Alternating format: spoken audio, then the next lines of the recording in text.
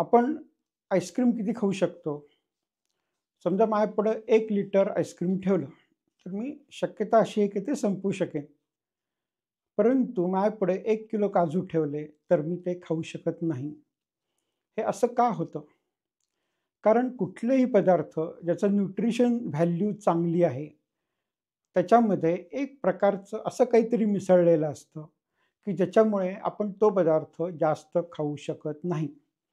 उदाहरणार्थ, मी पेरू जास्त खायला लागलो, तर माझं दात चिमतात. त्यामुळे मी चिंच, पेरू असे पदार्थ जास्त खाऊ शकत नाही, कारण ते थोडे तुरट असतात. परंतु मी जेव्हा आईस्क्रीम, गुलाबजाम, श्रीखंड अशा प्रकारचे पदार्थ खातो, तेव्हा त्यात न्यूट्रिशन व्हॅल्यू जवळ काहीही नसते. त्याच्यामुळे ते पदार्थ मी कितीही खाऊ शकतो, कारण त्यात मला आढळणारे पदार्थ काहीही नसतात.